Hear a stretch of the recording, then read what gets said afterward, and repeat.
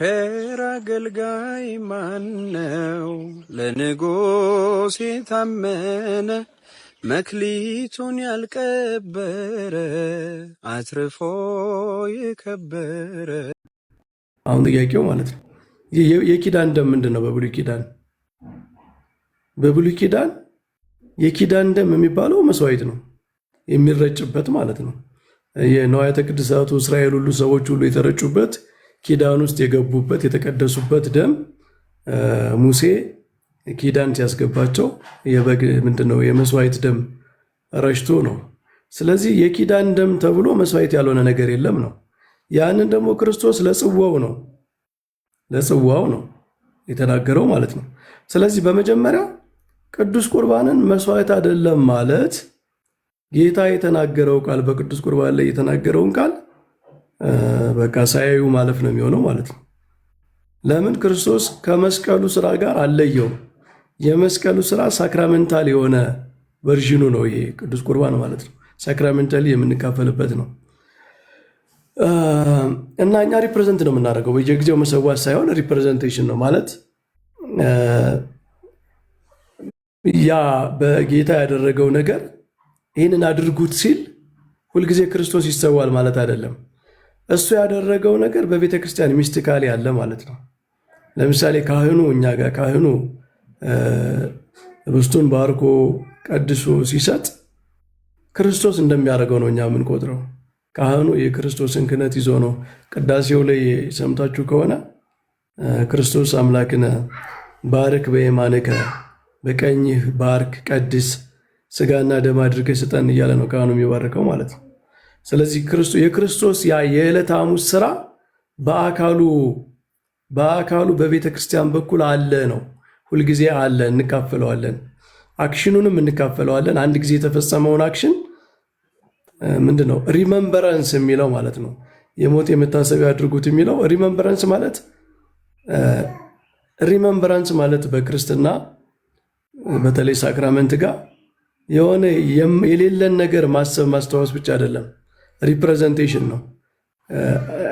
አሁን መካፈል ማለት ነው እና ምንድነው ክርስቶስ እንደዚህ ያደረገ ህብስቱን ባርኮ ሰጣቸው ምናምን የሚለው ወርድ ኦፍ ኢንስቲትዩሽን ሲነገር ያው በዕለተ ሐሙስ የተደረገው ነገር ለእኛ ይሰጠናል እንካፈለዋለን ነው እንጂ በየጊዜው አንዱ ክርስቶስ የሚታመም የሚሞት የሚሰዋ አይደለም። እንደዚህ አይነት ትምህርት የለም እና እሱ ግን ሁልጊዜ ቤተክርስቲያን ውስጥ አለ ነው። እሺ እኔ ብቻ እንዳልይዝ ሌሎች ይቀጥሉ። መምህር ሳሚ ወደ ሌላ ጥያቄ ከመሄዳችሁ በፊት አንድ ሀሳብ ብቻ ልናገርና ከዛ በኋላ ትቀጥላላችሁ ከይቅርታ ጋር። ችግር ነው። በእርግጥ መምህር በረከት የተናገሩት ላይ ምንም የምጨምረው ነገር የለኝም፣ ምክንያቱም አብዛኛውን አስተምሯችንን እሳቸው ስለተናገሩት። በዚህ አጋጣሚ መምህርዬ እንዴት አመሹ? ሰላም ነው ወይ? እዚህ ገስት ላይ የምትታዩኝ በሙሉ ሰላም ብያለሁ። መምህር ቃልዮት ያሰማልን። እንደው ወንድሞቻችን ጀምሮ እሺ መምህርዬ እግዚአብሔር ያከብርልኝ። ከባለፈው ጀምሮ በዚህ ርዕስ ላይ ስንወያይ ቆይተናልና ወንድሞች እንደ ማስረጃ አድርገው የሚያቀርቡት ቅድም ያሳየሁትን መጽሐፍ መምህርም ገልጠው ያሳዩን መጽሐፍ የኢትዮጵያ ኦርቶዶክስ ተዋሕዶ ቤተክርስቲያን እምነት፣ ስርዓት፣ አምልኮና የውጭ ግንኙነት የሚለውን መጽሐፍ ነውና እውነት ነው መጽሐፉ የቤተክርስቲያናችን ነው፣ ተአማኒ መጽሐፍ ነው። ነገር ግን ቤተክርስቲያናችን ሃይማኖቷን ወይም እምነቷን ትምህርቷን ያብራራችበት መጽሐፍ ብቸኛ መጽሐፍ ይሄ ብቻ ነው ማለት ግን አይደለም። በጣም ብዙ መጽሐፍቶች አሉና ለምንድን ነው እሱ እዚህ መጽሐፍ ላይ ብቻ ትኩረት ያደረግነው? ቤተክርስቲያኒቱ እምነቷን ትምህርቷን ያብራራችባቸውን ሌሎች መጽሐፍቶችን ስለምን ድረሱ ገልጠን የማንመለከታቸው የሚለው የመጀመሪያው ሐሳቤ ነው። ሁላችሁም ብትመለከቱት ለምሳሌ የብፁዕ አቡነ ጎርጎርዮስ መጽሐፍ አለ የኢትዮጵያ ቤተክርስቲያን ታሪክ የሚለው እሱንም መመልከት ትችላላችሁ። የሌሎች አባቶቻችንም በዚህ ጉዳይ ላይ በስርዓተ ቤተክርስቲያን በአጠቃላይ በቤተክርስቲያኒቱ ታሪክ ላይ የጻፉትን ነገር ብትመለከቱት ጥሩ ነው ብዬ አስባለሁ። አንድ መጽሐፍ ላይ ብቻ ትኩረት ስላደረግን ነው። በመቀጠል የምናገረው እዚህ መጽሐፉ ላይ አሁን ኤቢም ያነሳው ወይም ደግሞ ቅድም መምህር በረከትም ስክሪንሾት እንድናደርገው ያወጡት መጽሐፍ ላይ እሳቸው አስቀድመው ተናግረውታል። መጽሐፉ የታቦትን ጽንሰ ሐሳብ ወይም ደግሞ የትምህርቱ የት መጣነቱን የኦሪት መሰረትነቱን መጽሐፉ ይናገራል፣ ሂስቶሪካል ባክግራውንዱን ማለት ነው። ነገር ግን በምንም ተአምር ዛሬ በሐዲስ ኪዳኗ ቤተክርስቲያን በጌታ ቤተክርስቲያን ውስጥ የምንገለገልበት ያ ታቦተ ምጽዋ ወይም ደግሞ ንዋየ ቅዱሱ የኦሪቱ ታቦት ነው ብሎ ግን ክሌም አያደርግም ወይ ደግሞ ያንን ነገር አይጠቅስም። ባይሆን ግን በኦሪት የነበሩት አንዳንድ ስርዓቶች በሐዲስ ኪዳን መንፈስ ወይም ደግሞ በክርስትና መንፈስ እንዴት እንደምንጠቀምባቸው ነው እየተናገረ ያለውና ወንድሞቻችን ይሄን ነገር ከግብ ብትጨምሩት ጥሩ ነው ብዬ አስባለሁ። የመጨረሻው የምናገረው ምንድነው አሁን ለምሳሌ ቃል በቃል በሐዲስ ኪዳን መጽሐፍ ላይ በነገራችን ላይ አሁን እኛ ራሱ የምንኖርበት ዘመን እኮ የሐዲስ ኪዳን ዘመን እኮ ነው። አንዳንድ ጊዜ እንደው መጽሐፍ ቅዱሱ ተጽፎ ተጀምሮ እስከሚያልቅበት ጊዜ ብቻ ያለው የሐዲስ ኪዳን ዘመን ማለት ያ ብቻ ማለት አይደለም። ኢቭን እኛ አሁን ህያው ሆነን የምንኖርበት ዘመን ራሱ የሐዲስ ኪዳን ዘመን ስለሆነ በዛ ውስጥ የሚጠቃለል ነው። ነገር ግን ቃል በቃል ወይም ሊትራሊ በሐዲስ ኪዳን መጽሐፍ ላይ ታቦት ተብሎ ካልተጻፈ መሰዊያ ተብሎ ካልተጻፈ በስተቀር አይ አንቀበልም የሚባል አይነት አካሄድ ከሆነ የኢትዮጵያ ቤተክርስቲያን የተለየ ስርዓት እንደቀነነች ወይም እንዳደረገች እንደፈጸመች የሚቆጠርባት ከሆነ ለምሳሌ ወንድሞቻችን በእናንተ እጅ ላይ መጽሐፍ ቅዱስ ስትሉ መቼስ የሐዲስ ኪዳኑን 27ቱን ብቻ አይደለም የያዛችሁት የብሉይ ኪዳኑ ወይም ደግሞ 39ም በሉት 24ም በሉት የኦሪት መጽሐፍቱን ለምሳሌ ይዛችኋል። የኦሪት መጽሐፍ ስለያዛችሁ ግን በኦሪት መንፈስ ነው የምትመሩት፣ የኦሪትን አምልኮ ነው የምታመልኩት ብሎ ግን ማንም ሊከሳችሁ አይችልም። ለምን? የራሱ የሆነ አካሄድ ስላለው ማለት ነው። በሐዲስ ኪዳን መጽሐፍት ላይ ለምሳሌ አሁን እግዚአብሔርን ማመስገን እንዳለብን ተጽፏል። ነገር ግን በአንድም ቦታ ከበሮን ተጠቀሙ፣ ጸናጽልን ተጠቀሙ፣ በሽብሸባ እግዚአብሔርን አመስግኑ ወይ ደግሞ አሸብሸቡ የሚል ምንም ነገር አልተጻፈም። መምህር ይቅርታ፣ ሀሳቡ ዳይቨርት እንዳይሆን ሌትስ ፎከስ ኦን ዲስ ኦንሊ እዚህ ታቦቱ ላይ ብቻ ሀሳቡን አለቀ። ሁለተኛው ሀሳብ ላይ ብቻ ዲስከስ እናደርግ። ሶስተኛውን ሀሳብ ሌላ ጊዜ በሰፊው እናደርጋለን። እሺ ሚስ አንደርስታንድ እንዳይደረግ ጨርሻለሁ። ስለዚህ አሁን ምን መሰለህ ሳሚ እየተናገርኩ ያለሁት በሐዲስ ኪዳን በግልጽ አማርኛ ከበሮን ተጠቀሙ፣ ጸናጽልን ተጠቀሙ ተብሎ ስላልተጻፈ አንጠቀምም ወይ ደግሞ ቃል በቃል እስካልተጻፈ ድረስ የለም ማለት ነው የሚል አይነት ክሌም ማነው አርጊውመንት የሚነሳ ከሆነ እናንተስ እነዚህ ንዋየ ቅድሳት ወይ እነዚህ የዜማ መሳሪያዎች ከወዴት አግኝታችሁ የሐዲስ ኪዳን መጽሐፍ በግልጽ ባላዘዘበትና ባልፈቀደበት ሁኔታ ከወዴት አምጥታችሁ ነው እግዚአብሔርን እናመልካለን የምትሉት የሚለው እንደው ከጥያቄ ውስጥ ቢገባ ለማለት ፈልጌ ነው። አመሰግናለሁ። እሺ አንድ ጊዜ ሳሚዬ ከይቅርታ ጋር የቃሉ ህይወት በጣም ረጅም ጊዜ እዚህ ቤት ውስጥ ጊዜ ሰተኖት የምንወያይ ስለሆኑ እኮ ችግር የለም ያሉትን ጥያቄ ከዚህ ሀሳብ ውጭ ያለው ማምጣት ይችላሉ። ዛሬ ግን መምህር በረከት በጣም ፍሪ ሆነው ነፃ ሆነው ሊወያዩ ስለመጡ ጊዜውን ለሳቸው ብንሰጥ መልካም ይመስለኛል። ቴንኪው በጣም ቢግ ሪስፔክት ጋር ኤቢ መጠየቅ ትችላለህ ሀሳብክን። እሺ ሶሪቲ ኤቢ ትቀጥላለህ። ግን አሁን አንዴ እንትን ለማድረግ አቅጣጫውን ለማስቀመጥ እኛ ሳሚ እዚህ ጋር ይኸውልህ እዚህ ጋር የመጨረሻው ፓራግራፍ ላይ ኦኬ ያ ታቦት በአዲስ ኪዳንም ለቤተ ክርስቲያናችን አምልኮተ እግዚአብሔር ይፈጸምበታል ይልና ምንድነው የሚለው? ታቦት እውነተኛው የህይወት ምግብ የክርስቶስ ስጋና ደም የሚቀርብበትና የሚፈተትበት መሰዊያ ነው። የሚከበረውና የሚሰገድለትም ስለዚህ ነው ይላል። በቃ የአዲስ ኪዳን ሚኒንጉ በአዲስ ኪዳን ይሄ ነው። ምክንያቱን ይናገራል። ኦል በታቦት ላይ ያለን ክብር አገልግሎቱ በአጠቃላይ ከክርስቶስ ስጋና ደም ጋር የተገናኘ ነው በአዲስ ኪዳን ይላል። ሂስቶሪካል ባክግራውንዱን ግን ያነሳል። ልክ ነው። አዎ እሱን ክሊር ለማድረግ ነው አሁን አቅጣጫውን ለማስቀመጥ። እኛ ባለፈው በሰጡን ፕሬዘንቴሽን ላይ ጥያቄ አልነበረብንም አብዛኛዎቻችን፣ ምክንያቱም አንዳንድ ተርሚኖሎጂ ተጠቅመው ነበር። ለምሳሌ ላስታውሶትና እንትን ነው ሪፕሬዘንታቲቭ ነው ምንድነው ሪሜምበራንስ ነው የሚሉ ነገሮችን ተነስተው ነበር። እንደውም የኦልድ ቴስተመንቱ ላይ ታቦተ ጽዮንን ሲያነሱልን ታቦተ ጽዮን አሁን ላይ የኦልድ ቴስተመንት አይነት አገልግሎት እንደሌለው አይነት ነገር በደንብ ግልጽ አድርጎ ሲያስቁልን ነበር። እሱ ላይ ችግር የለብንም። አሁን ጥያቄያችን አሁን ክሊር እንዲሆን የተደረገ ያለው አቅጣጫው ምንድን ነው? ኦልድ ቴስተመንት ላይ ያለውን የታቦቱን አገልግሎት ከአዲስ ኪዳን አገልግሎት ጋር ወይም ደግሞ ኮንቲኒየስ ነው የሚለውን ያን በቃል ኪዳንም ይሁን በምናምን ተቀብለናል የተባለውን ያንን ኮንቲኒዩቲውን እሱኛውን ነገር በደንብ እንዲያብራሩልን ነው።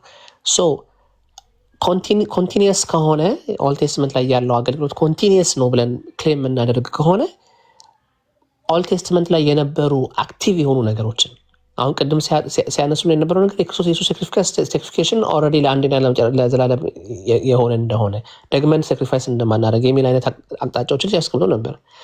ሴም ታይም ደግሞ ኦልድ ቴስትመንት ላይ ደግሞ ያ ሳክሪፊኬሽን ሁል ጊዜ የሚሆን እንደሆነ ዮም ኪፐርን በዓመት አንድ ጊዜ ያ ሳክሪፋይስ እንደሚቀርብ ያለ ኢምፕሊኬሽን አለ እና ሁለቱን ለማስታረቅ ነው እንግዲህ መምህር በረከት አሁን እያስረዱን ያሉት ማለት ነው።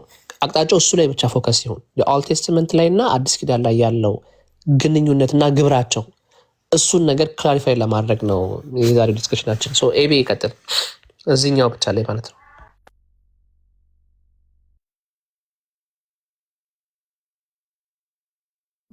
ያ አይ ቲንክ ሰላም ብያለሁ ሁላችሁንም፣ እንዴት ናችሁ? ይቅርታ ሌላ ፕሮግራም ዳኒ ምሮ በረከት ሌላ ፕሮግራም ላይ ስለነበርኩ ነው ቶሎ ያልመጣሁት። ምን ላይ እንደደረሳችሁ ምን እንዳወራችሁ አላቅም፣ እንዳልደግመው ወደኋላ እንዳልመልሳችሁ። እኔ በዚህ ጉዳይ ላይ ብዙ ኮንሰርን ነው ያለኝ። ጽሁፉ ብቻ ሳይሆን እንደ ሶርስ ነው የምወስደው። አንደኛ የተጻፈ ሪትን ዶክመንት ነው፣ ሁለተኛ ደግሞ ፕራክቲሱን ነው።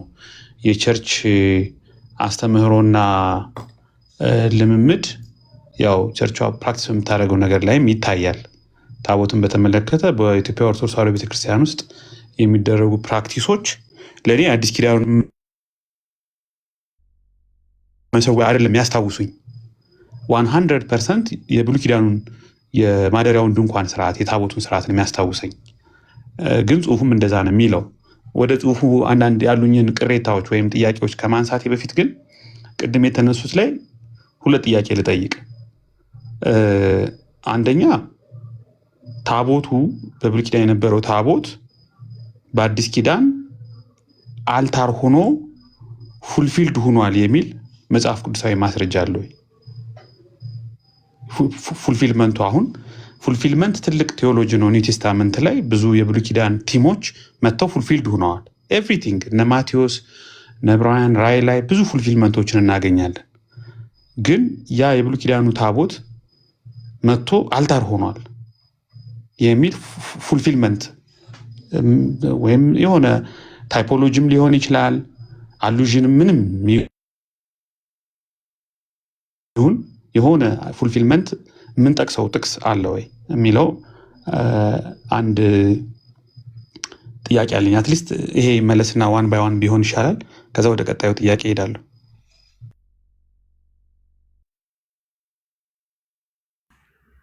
መመሪ ከመመለሱ በፊት ያሉትን ሰዎች እንደው በእርሱ ያምራልና ኮመንት ስታደርጉ ተጠንቀቁ። እንደው በጣም በሪስፔክት እና በቅድስና ይሁን ብለው ይምከሩልን። እኛ ሚውት ከምናደርግ በእርሱ ያምራል። ኮሜንት ላይ ያው እያየው ነበረ እዛም ኮሜንት ላይ ኮንስትራክቲቭ የሆነ ነገር ዲስከስ ማድረግ ነው የሚሻለው። እናንተም ግን በሏቸው በጣም ጸያፍ ስለ በእግዚአብሔር መሰዊያ የክርስቶስ ስጋና ደም ላይ በሚቀመጥበት ነዋይ ላይ የማይረባ ነገር የሚናገሩ ሰዎችም እያየው እኮ ነው። ሳሚ የእኛንም እኮ ነው የእኛንም የትኛውንም ቤተ እምነት ያለፉ እየለየውኝ አይደለም። ሁላችን እርሶ አባት ስለሆኑ ይምከር ሁላችንንም። ኧረ አባትስ አይደለም ሳሚ ሶቲ ይሄን ነገር ስትሬት ብታደርገው ጥሩ ነው።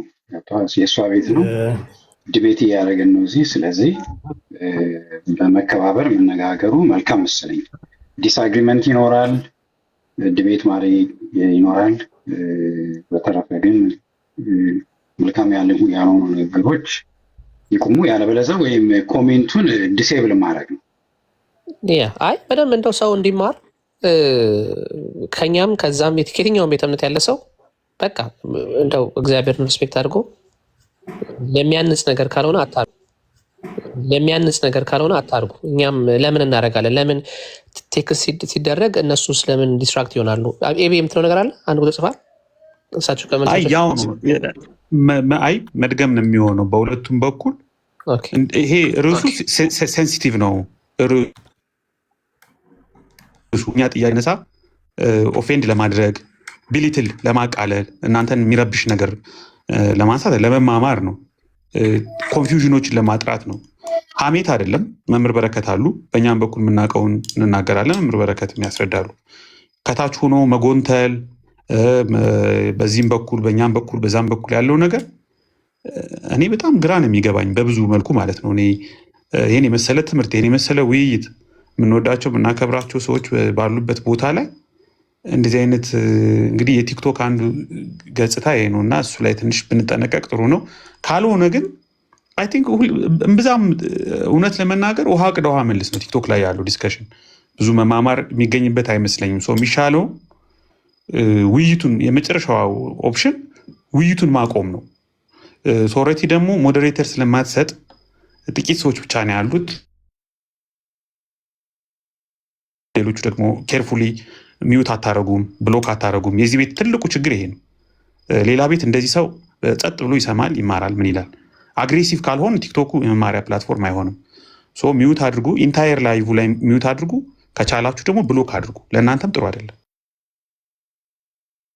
እሺ ማድረግ እንችላለን። እኛ እኮ ብሎክም ሚዩትም ማድረግ እንችላለን። ግን እንደዛ ከሚሆን ሰው አትሊስት አቴንሽን እየሰጠ እርስ በርስ ሳይሆን በቃ እዚህ ዲስከስ የሚያደርጉ ሰዎችን እሱ ላይ ብቻ ፎከስ ይደረግ። አሊያ ኦፍ ማድረግ ይቻላል። ኦፍ ልናደርግ እንችላለን። ሶሪቲ አይተን እንደዛ የሚበዛ ከሆነ ኦፍ እናደርጋለን። ለምን የተለያዩ ሰዎች እየመጡ ብሎክ ተደረግን ምናምን እያሉ ስለሚሉ ብሎክ ያለ ሪዝን እዚህ ቤት አይደረግም። እመኑ። ብሎክ የተደረጋችሁ ሰዎች እንዲሆን ነገር እንደጻፋችሁ ወቁ። ሚዩት የምትደረጉ ማለት ነው። ስለዚህ እነኛን ሰዎች ያው እንዲህ አይነት ውይይት ሲኖር ወዲያውኑ ገና ሲጀመር ብሎክ ለማድረግ ወይንም ደግሞ እንደገና እንትን ለማድረግ እንለቃለን። እኛ ተመልሳችሁ እንትን እንዳትሉ እንገደዳለን። ግን በቃ ሪስፔክት ኢቻዘር በቃ ፕሊስ እንማርበት። ካልሆነ ያው ሚዩት እናደርጋለን። ቀጥሉ እናንተ እንዳለ እንትኑ። እሺ መምህር ቀጥሉ በቃ። እሺ ኤቢ መልሼ እጠይቀዋለሁ፣ ግን ቅድም በጣም ከባባድ የሆኑ ክሌሞች ስላስቀመጠ ወደ ኤቢ ጥያቄ መለሳለሁ። የጠየቀኝን ልመልስና በአዲስ ኪዳን አልታሩ የብሉይ ኪዳን የመስዋዕት ስርዓት የተፈጸመበት እንዳለ የሚያመለክታለ ወይ? አላው በጣም ደጋግሞ የሚነሳ እኮ ነው ኤቢ። አይ ቲንክ ይህንን ነገር ምችት ስለ አልታር ስታነ ይህንን መመለከት ጥያቄ እንደሱ አይደለም። መሀል ላይ ጋፕ ተፈጥሮ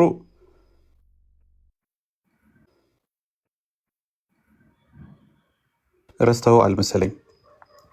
እኔ ታቦቱ ነው ያልኩት፣ አልታሩ ሳይሆን ታቦቱ በአዲስ ኪዳን ላይ አልታር ሆኗል፣ አልታር ሆኖ ተፈጽሟል እያላችሁ ስለሆነ እሱን የሚያስረዳ የመጽሐፍ ቅዱስ ክፍል ነው ጥያቄ።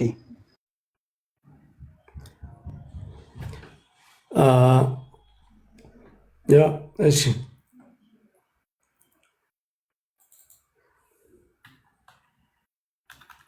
ስለዚህ ኤቢ መሰዊያ በመጽሐፍ ቅዱስ አለ የሚለውን ታምናለህ? በመጀመሪያ አሁን አልታሩ ታቦት መባሉ ላይ ብቻ ነው ችግርህ? አይ ቲንክ ኢትስ ቤተር ቱ ዳይሬክትሊ ጥያቄውን ብትመልስልኝ ይሻላል። መምህር በረከት የእናንተ ክሌም ስለሆነ እኔ የአልታርን ኮንሰፕት እና የአልታርን ፕራክቲስ እንዲሁም ቴዎሎጂውን ሴፓሬትሊ ኒው ቴስታመንት ላይ ማውራት እንችላለን፣ ኤክስፕሌን ማድረግ እንችላለን። እናንተ ግን ኢንሬሽን ዊዝ ኦልድ ቴስታመንት አርክ ኦፍ ኮቨናንቱ ጋር ስላገናኛችሁትና ፉልፊልመንት ነው ስላላችሁ የትኛውን የመጽሐፍ ቅዱስ ክፍል ቤዝ አድርጋችሁ ነው ታቦት አልታር ሆኖ ተፈጸመ ያላችሁ ነው ጥያቄ። እሺ ዕብራውያን ምዕራፍ 13 ቁጥር 10 ላይ ቅዱስ ጳውሎስ መሰዊያ አለን ይላል።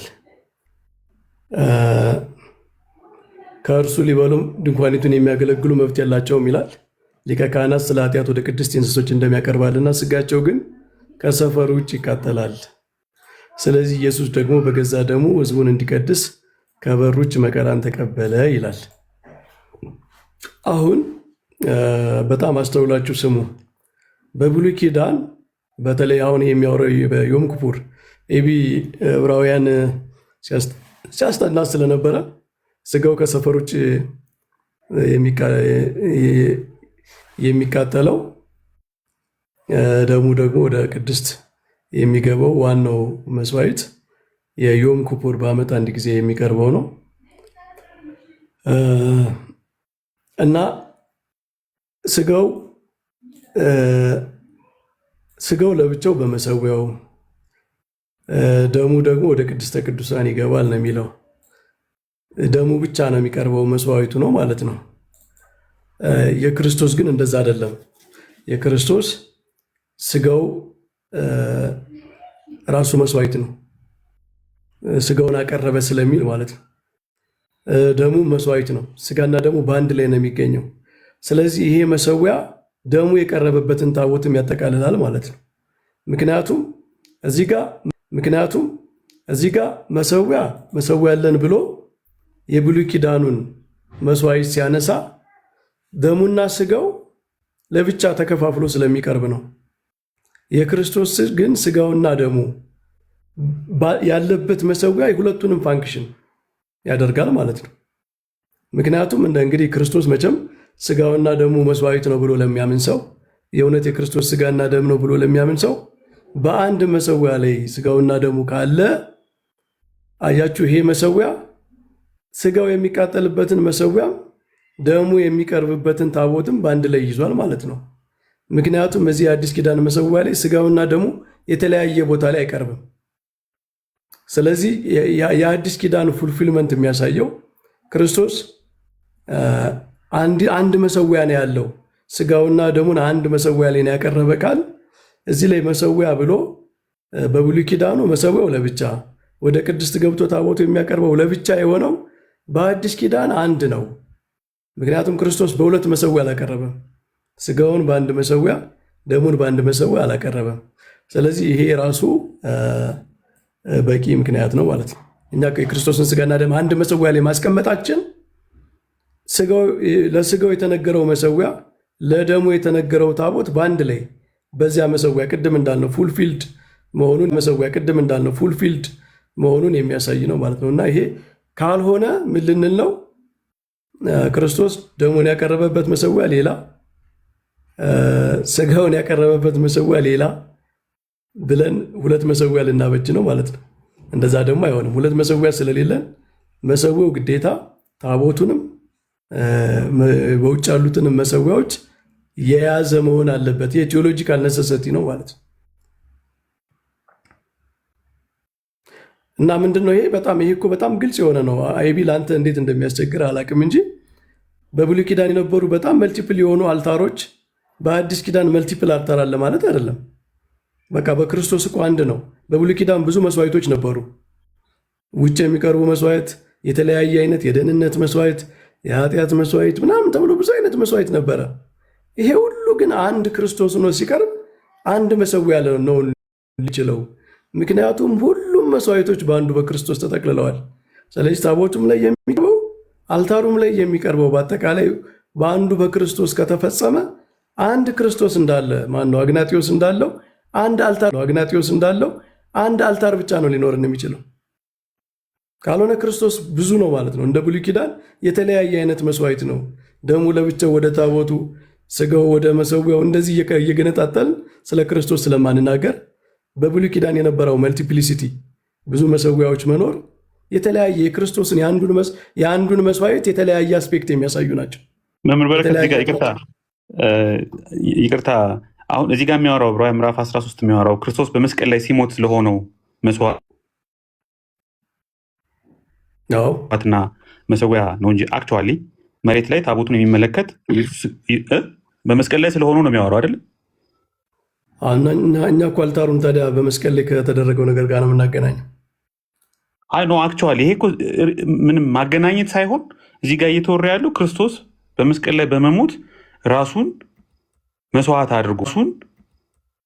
አድርጎ እንዳቀረበ እንደውም ወረድ ብለን ስናነበው ክርስቶስ ራሱን ያቀረበበት አልታር የለም መስቀሉ ነው። እና እኛም እኮ ታዲያ አልታሩ መስቀል ነው። ታዲያ ታቦቱ መስቀሉ ሆኖ ተፈጸመ ነው። በቃ አልታሩ መስቀል ነው። አልታሩ መስቀል ብቻ ነው ባይዘው በእናንተ አልታሩ ኦኬ እዚህ ጋር ፖዝ እናድርግሽ። በፕሮቴስታንት አስተምሮ አልታሩ መስቀል ብቻ ነው። ቆይ የእናንተን እያጠራን ስለምንሄድ አሁን ታቦቱ አልታር ሆኗል ካላችሁ፣ አልታሩ መስቀል ነው ካላችሁ፣ ታቦቱ መስቀሉ ላይ ኢየሱስ ከተሰዋው ጋር ነው ፉልፊልድ የሆነው እንጂ ፊዚካሊ ቤተክርስቲያን ውስጥ ካለው ታቦት ጋር አይደለም ነው ነው አይደለም። አልገባኝም። ይኸውልህ በመስቀል ላይ የተፈጸመው ነገር በአልታሩ ላይ ይፈጸማል ነው፣ ሪፕሬዘንት ይደረጋል ነው። ጠረጴዛ ተብሏል። ለምሳሌ አሁን እዚህ ጋር የሚያወራው ስለ መስቀሉ ነው።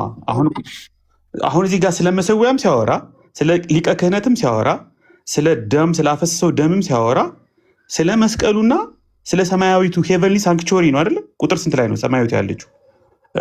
ትመጣ ዘንድ ቁጥር 14 ትመጣ ዘንድ ያላትን እንፈልጋለን ብሎ ስለ ሄቨንሊ ሳንክቹሪም ያወራል።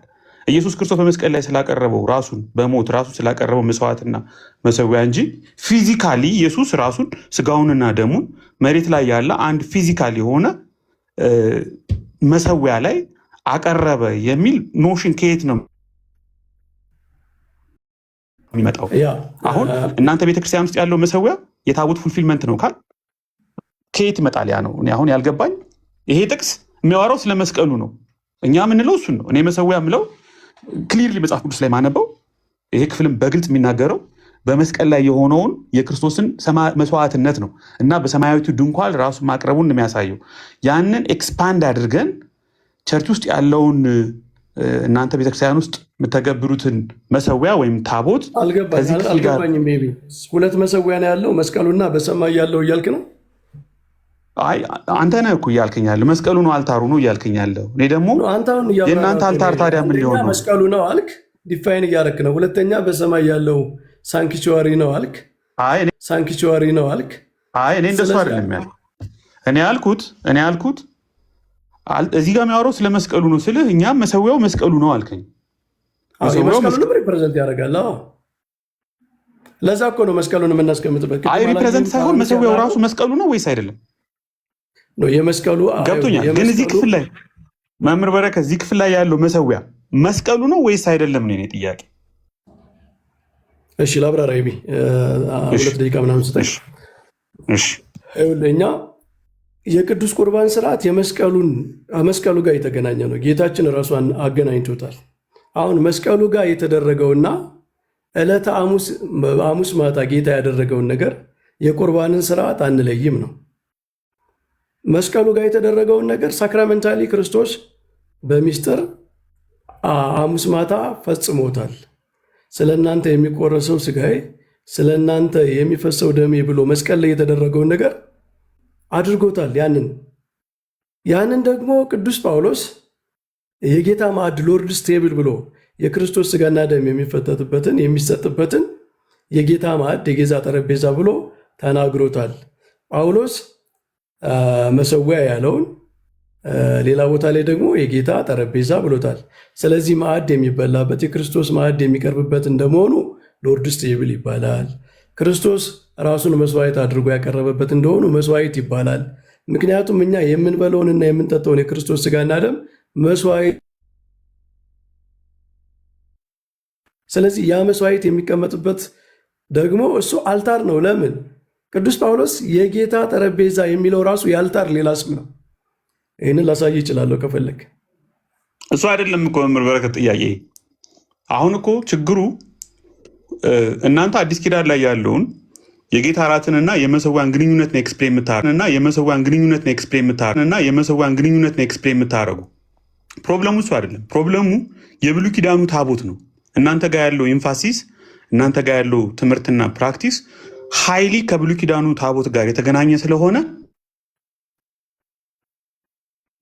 አዲስ ኪዳን ላይ ያ የብሉይ ኪዳን ታቦት መሰዊያ ሆኖ የተገለጠበትን አንድ ክፍል ወይ መፈጸም ከሆነ ፉልፊልመንት ሲባል ይሄኛው ስለ መስቀሉ ነው የሚያወራው። መሰዊያው ስለ መስቀሉ ነው የሚያወራው። እሺ በመስቀል ላይ ኢየሱስ ደሙን ማፍሰሱ ስጋውን መቁረሱ ከጌታ ራስ ጋር ግንኙነት ስላለው ያንን የመስቀሉን የመሰዊያ ኮንሰፕት ከጌታ ራስ ጋር የሆነ ኤክስፓንድ ኢንላርጅ አድርገን ሰከንድ ሴንቸሪ ጀምሮ የቸርች ፋዘርስም እንደዚህ አይነት ሜንሽንስ ስላላቸው እንረዳው።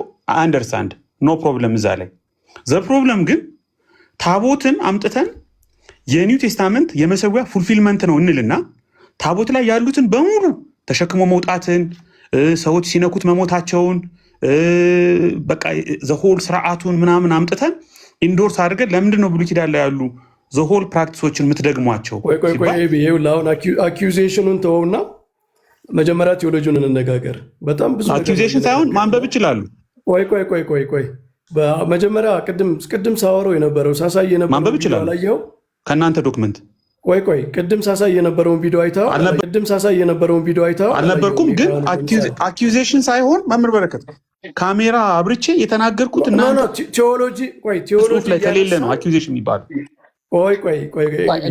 እንደዚህ እናድርግ መምህር በረከት ኤቢ አንድ ጥያቄ ከጠየቅ በኋላ እሳቸው ደቂቃ ሰጣቸውና ከዛ በደቂቃው እሳቸው ኤክስፕሌን ያደርጋሉ።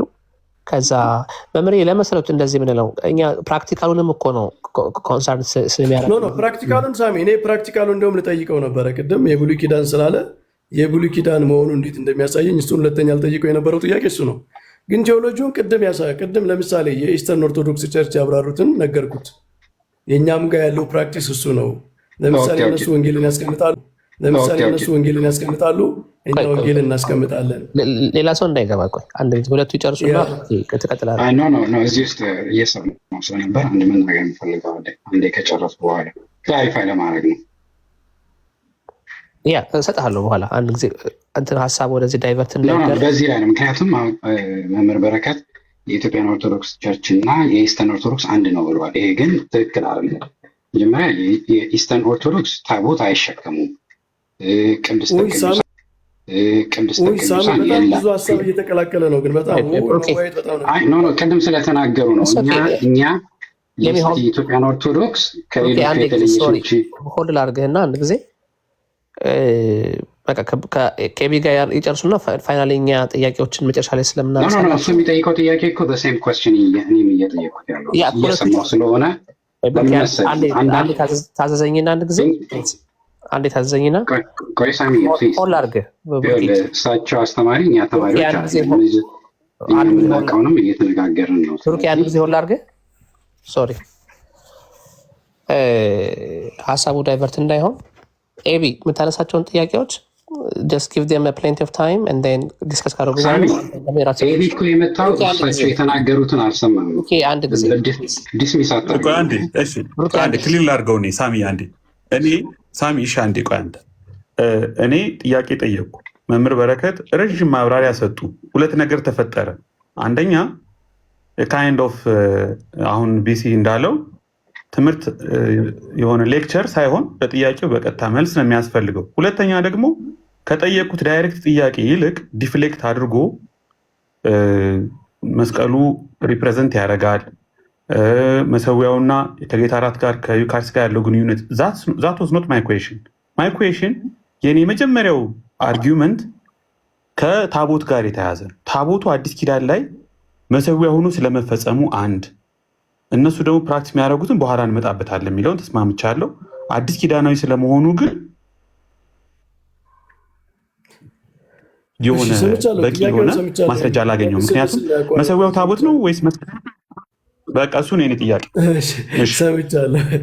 ሰምቻለሁ፣ ግን እኔ ትንሽ እንትን ያልኩት ቅድም ካህኑ ሲያብራሩ ነበር እና አሁን ለምሳሌ መና ታቦቱ ላይ የሚቀመጠው መና ከክርስቶስ ስጋና ደም ለይቶ መተርገም ይቻላል ወይ? እኛ ኢስተርን ትራዲሽን በአጠቃላይ ጥንታዊቷ ቤተክርስቲያን መና የተባለው በብሉይ ኪዳን የተፈጸመው በክርስቶስ ስጋና ደም እንደሆነ እናምናለን። ስለዚህ ታቦቱ ላይ የተቀመጠው መና አሁን እኛ የምንቀበለው ፍጻሜው የክርስቶስ ስጋና ደም ነው ብለዋል። ቅድም አብራርተዋል። ይሄ ቫሊድ አይደለም፣ ቫሊድ ኢንተርፕሪቴሽን አይደለም፣ ቫሊድ ፍጻሜ አይደለም ማለት እንዴት ይቻላል? ሁለተኛ በብሉይ ኪዳን መስዋዕት ይቀርብ ነበር። በጣም የከበረው የመጨረሻው መስዋዕት በዓመት አንድ ጊዜ የሚቀርበው መስዋዕት በታቦቱ ላይ ነበር ደሙ የሚረጨው። ያ የክርስቶስ ምሳሌ እንደሆነ ግልጽ ነው። አሁን የክርስቶስን ደም የምናስቀምጥበት መሰዊያ ያንን የታቦቱን አገልግሎት ፉልፊል አላደረገም እንዴት ይባላል? ምክንያቱም ፉልፊል በአዲስ ኪዳኑ መሰዊያ ላይ ያ በዓመት አንድ ጊዜ የሚቀርበው ደም ፉልፊልድ ካልሆነ የት ነው ፉልፊልድ የሆነው ታዲያ? ወይም ደሙ የክርስቶስ ደም ያንን አይወክልም ማለት ነው። በዓመት አንድ ጊዜ እኛ መሰዊያችን ላይ መስቀሉ ነው አለ እኮ መምህር በረከት አልታሩ ከመስቀሉ ጋር የመስቀሉ ነገር ሁሉ እኮ አለበታል። አይ እንደዛ እንዴት ግራ የሚያጋባ ነገር ነው። አልታሩ መስቀሉ ነው ካል ሌላ ነገር ነው። የመስቀሉ ሚስጥር ሁሉ አልታሩ ላይ አለኝ።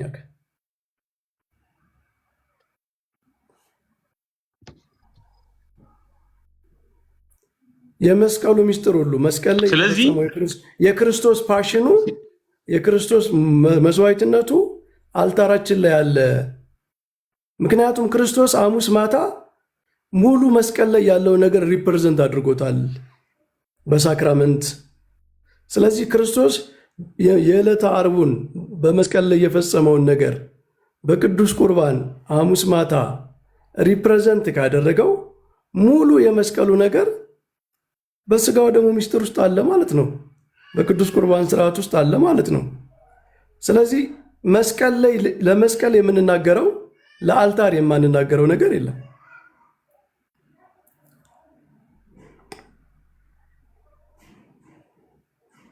ግልጽ ከሆነ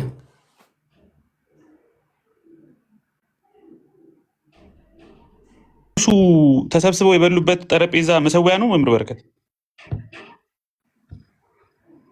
አዎ የጌታ ጠረጴዛ ላይ ሰው ተሰብስቦ ሊበላ ይችላል። የጌታ ጠረጴዛ ላይ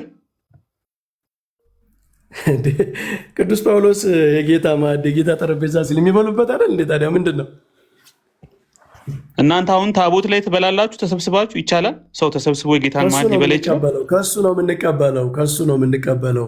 ማዕዱ የሚቀመጠው የሚሰራው እዛ ላይ ነው። ከዛ ነው የምንወስደው ማለት ነው። ከሱ ነው ማለት እሱማ መቼም ሁሉም ነገር ከጌታ ነው። ግን በዛ ደረጃ ነው ቴብሉን የምታዩት ታቦቱን የምታዩት ካልታሩ ነው የምንወስደው። ገባኝ። ግን አያስቀስፍም? ቆይ የብሉይ ኪዳን ካህናት መሰዊያ ያለን ከእርሱ ሊበሉ ድንኳኒቱን የሚያገለግሉ መብት የላቸውም ይላል። ስለዚህ ከመሰዊያው ነው የሚበላ ማለት ነው እኮ አይደል?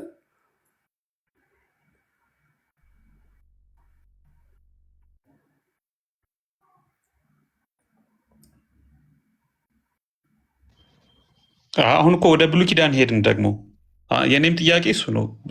ሞዴሉን ከብሉይ ኪዳን ከሆነ የምንወስደው አሁን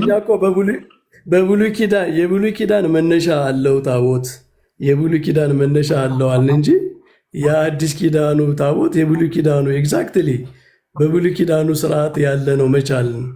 በብሉይ ኪዳኑ ታቦት እኮ ሊቀ ካህናት ብቻ በዓመት አንዴ ነው የሚገባው። ለምሳሌ በእኛ ቅዳሴ ካህኑ ብቻ ነው እንደሚገባው ቤተ መቅደስ።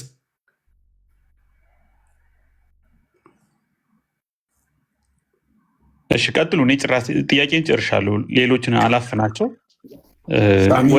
ወደ ዶክመንቱ ቀጥላለሁ። በኋላ አንተ ልጠይቅህ ግን ቆይ መምህሬ አንድ ጊዜ እድል እንስጣቸውና ከዛ እርስዎ ደግሞ ይጠይቁናል። እንደዛ ይሻል ወይስ? አይ ኤቢ ቅድም የተነሳበት ኮንክሉዥን እኔ በጣም እንትን ሆኖ ስላየኝ ነው። ማለት ምንድን ነው ኤቢ የብሉይ ኪዳን ፍጻሜ የሌለበት የአዲስ ኪዳን ፍጻሜ የሌለበት የብሉይ ኪዳን ነገር ምን አይቶ ነው? እስኪ ንገረን።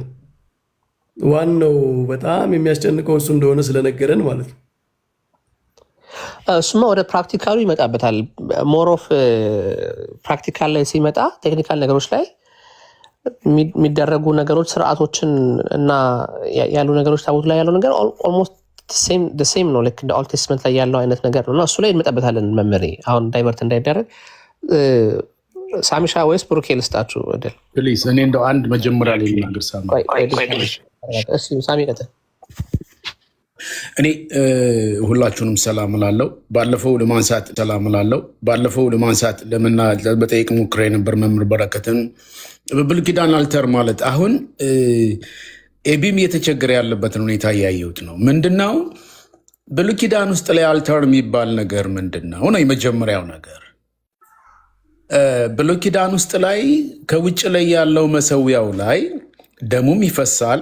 ምናልባት ሰው ሲናገሩ በዓመት አንድ ጊዜ በሚሆንበት ጊዜ ደሙን ይዘው የሚገባውና ስጋው ደግሞ የሚቀርብበት ቦታ አንድ ላይ ሁለቱንም በቅድስተ ቅዱሳን ውስጥ ላይ በሚገኘው አልተር ብለው በጠሩት ያንን ብሉይ ኪዳን ውስጥ ላይ አልተር ብሎም አይጠራውም።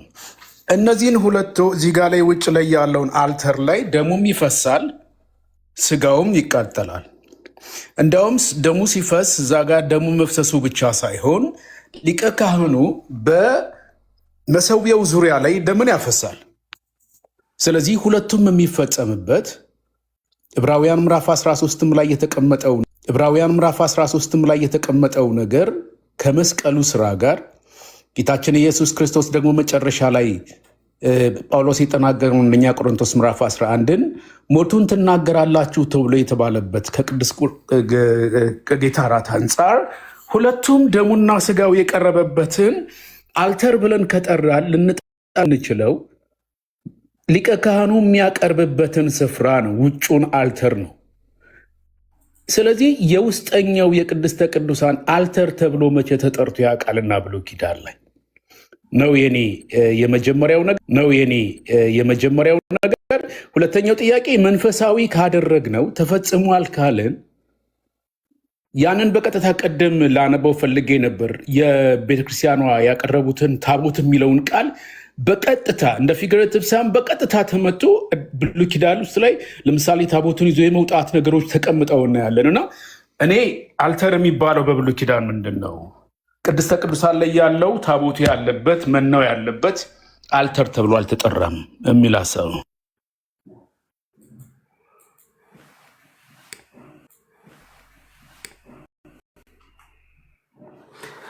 እሺ ታቦቱ እኮ ብዙ ጥቅም ነው ያለው። በብሉይ ኪዳን የነበረው ታቦት በጣም ብዙ ነው ያለው። አልታር ብቻ ተብሎ ያልተነገረበት ምክንያት መስዋዕት ስለማይቀርብበት አይደለም።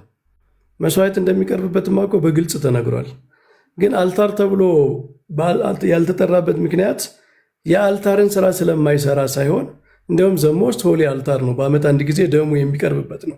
ግን ከዛ በተጨማሪ ሌላ ለምሳሌ ጽላቶቹ የሚቀመጥበት ነው። ታቦት የሚለው ስም ራሱ ሪፕሬዘንት የሚያደርገው ማደሪያ ማለት ነው። የሆነ አርክ የሚለው በውስጡ የሆነ ነገር የሚያስቀምጥ ማለት ነው። እና የእግዚአብሔር ሕግጋት በሁለቱ ጽላት ላይ የተጻፉት ሕግጋት የሚቀመጥበታል፣ መና የሚቀመጥበታል፣ የአሮን በትር፣ እነዚህ ነገሮችም ይቀመጣል እና የእግዚአብሔር ፕሬዘንስ ግሎሪ ይታይበታል። በጣም መልቲፕል የሆነ አገልግሎት የነበረው ስለነበረ እንጂ በታቦቱ ላይ መስዋዕት ስለማይቀርብ አይደለም። ማለት አንድን ነገር በዚያ ስም ቀጥታ አልተጠራም ማለት ያ አይሰራበትም ማለት አይደለም። ምክንያቱም አሁን እናንተ እኮ ኤክስፕሌን ማድረግ ያለባችሁ በጣም ሰክሪድ የሆነው የመጨረሻው ሰክሪድ የሆነው መስዋዕት በዓመት አንድ ጊዜ የሚቀርበው መስዋዕት የት ላይ ነው የሚቀርበው? ታቦቱ ላይ የስርየት መክደኛው ላይ አይደለም የሚቀርበው። ስለዚህ ታቦት ላይ መስዋዕት እየቀረበ አይደለም፣ ይቀርባል። ስለዚህ ታቦት መስዋዕት የማቅረቢያም ነው ማለት ነው፣ መሰዊያም ነው ማለት ነው። ግን ታዲያ መስዋዕት የሚቀርብበት ከሆነ መሰዊያም ከሆነ ለምን መሰዊያ ብቻ ተብሎ አልተጠራም ካላችሁ፣ ግን ታቦት መስዋዕት ማቅረቢያ ብቻ አይደለም፣ ብዙ ጥቅሞች ነው ያሉት። ስለዚህ በዛ በአንዱ አገልግሎት ብቻ ይጠራ አይባልም። መሰዊያዎች ሌላ መሰዊያዎች ስላሉ ታቦቱ ደግሞ ከብዙ አገልግሎቶቹ አንዱ ጽላቱ የሚቀመጥበት አርክ በዛ ተጠርቶበታል። ዩኒክ በሚያደርገው አገልግሎት ማለት ነው። ግን አሁን እኔ እናንተን እስኪ የዮም ክፑር ደሙ በታቦቱ ላይ የሚቀርበው መስዋዕት አይደለም የሚቀርበው። ካህኑ መስዋዕት እያቀረበ አይደለም ሊቀ ካህናቱ ወደ ቅድስት ሲገባ እና በታቦቱ ላይ መስዋዕት እየቀረበ አይደለም ብላችሁ ነው የምታምኑት። ይሄ ነው። ስለዚህ የመስዋዕት አገልግሎትም አለው ታቦቱ፣ መስዋዕትም እየቀረበበት ነው። ግን ደግሞ ሌላ ብዙም አገልግሎቶች አሉ። ግን ዋናው ነገር ሁሉም አገልግሎቶች ዞሮ ሁሉም የሚያመለክቱት ወደ ክርስቶስ ስለሆነ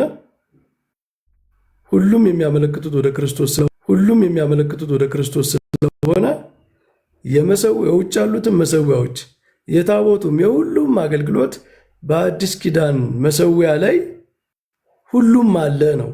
ክርስቶስ አንድ እንደሆነ ሁሉ በአንዱ የክርስቶስ መሰዊያ ውስጥ በታቦቱም በሌሎቹ መሰዊያዎችም ያለው ነገር በሱ ፉልፊልድ ሆኗል።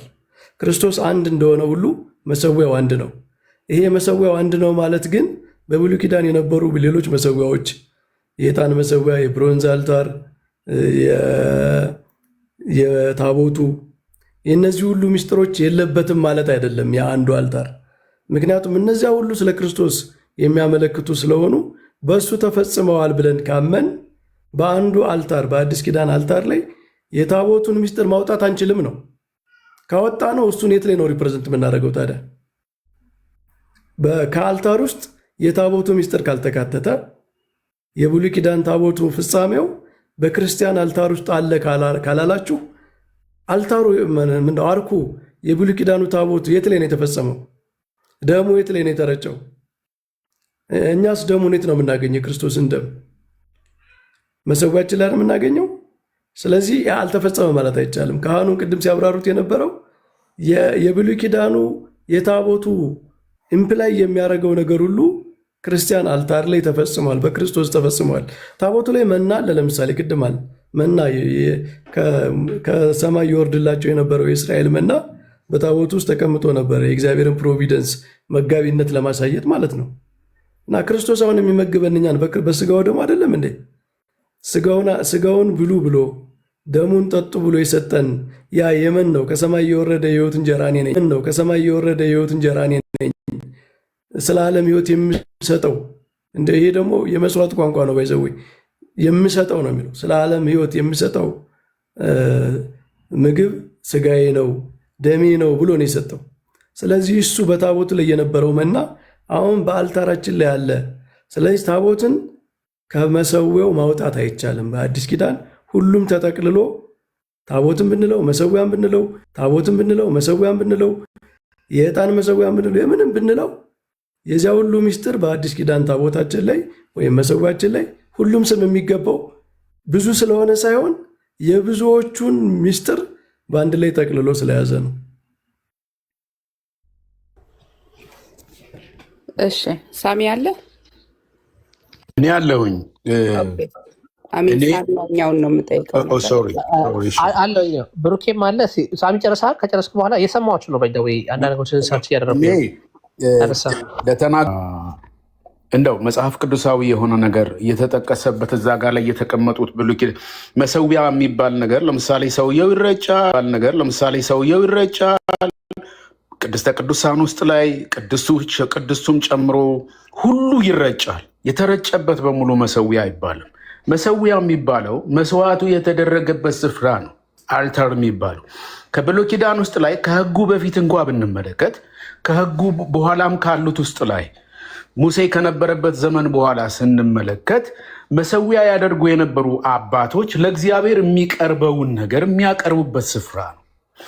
ግሬን የሆነው መሰዊያም ቢሆን የትኛውም የሚታረድ ሰክሪፋይ ሊደረጉ የሚችሉ ደም ያለባቸው፣ ደም የሌለባቸው፣ የሰላም መስዋዕቶች፣ የኃጢአት መስዋዕቶች፣ የበደል መስዋዕቶች የሚቀርቡበት ስፍራ ነው መሰዊያ የሚባለው እንጂ እንትኑ የአሮን በትር ስልጣኑ ያለበት እግዚአብሔር መጋቢነቱን የሚያሳይበት የብሉይ ኪዳን መና ያለበት እሱ ሁሉ አስርቱ ትእዛዛት የተጻፈበት ጽላቱ በሙሉ በላይ ያለው ማስተስሪያ በሙሉን እሱን ክርስቶስን መምሰሉ ክርስቶስ ኢየሱስን ባለቤቱን አካሉን ያሳያል እንጂ መሰዊያ ተብሎ አይጠራም። እኔ ይሄንን እርሳቸው መሰዊያ ተብሎ ይጠራል በብሉይ ኪዳን ካሉኝ መጽሐፍ ቅዱሳዊ እንትን ይሆን ካልሆነ ሳሚ እስኪ ይቅርታ አንተን ባክ ኤንድ ፎርዝ ለማድረግ አይደለም፣ ግን በዓመት አንድ ጊዜ በዮም ክቡር የሚቀርበው ደሙ የት ላይ ነው የሚቀርበው? ደሙ የት ላይ ነው የሚቀርበው? መስዋዕቱ ነው የሚቀርበው ለእግዚአብሔር። እሱ የሚቀርበው እሱ ጋር ብቻ አይደለም፣ ይረጫል። ገብቶ ልክ ማስተስሪያው ክዳን ላይ ይረጨዋል ሊቀ ካህኑ። ግን እሱ ጋር ብቻ አይደለም የሚረጨው። እሱ ላይ እግዚአብሔር አይቀበለው ኖ መጀመሪያ ላይ ከመሰዊያው የተደረገውን ነገር አምጥቶ ሊቀ ካህኑ ወደ ቅድስተ ቅዱሳኑ ይዞ ይገባል እንጂ አልተሩ ላይ ያልተደረገን ነገር ወደ ቅድስተ ቅዱሳን ይዞ አይገባም። እሺ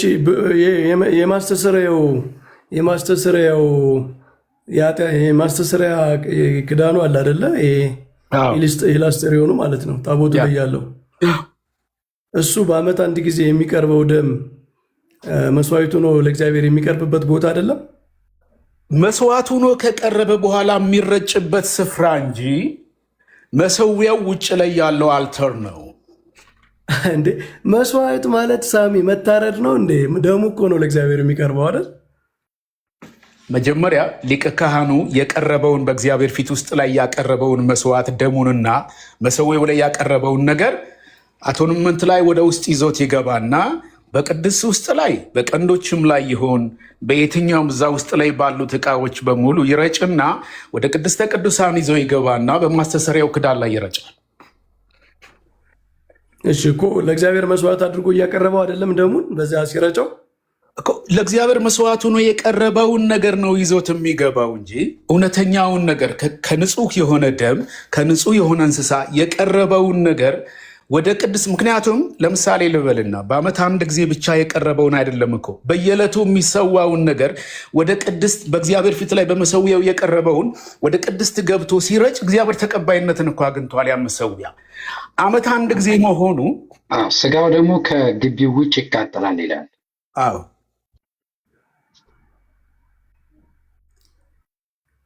እና የክርስቶስ ስጋ ተቃጥሏል ልትል ነው እንዴ ታዲያ? ምሳሌነቱ አሁን እንዳለው ቤሲ ምሳሌነቱ 3 ላይ ሊቀ ካህናቱም ስለ ኃጢአቱ ወደ ቅድስት የእንስሶችን ደም ያቀርባል፣ ስጋቸው ግን ከሰፈር ውጭ ይቃጠላል። ኢየሱስም ደግሞ በገዛ ደሙ ሕዝቡን እንዲቀድስ ከበር ውጭ መከራን ተቀበለ ይላል። ምን ለማለት ነው? አሁን ያነሳው አርጊውመንት የክርስቶስ ስጋው መስዋዕቱን አልቀረበም ነው?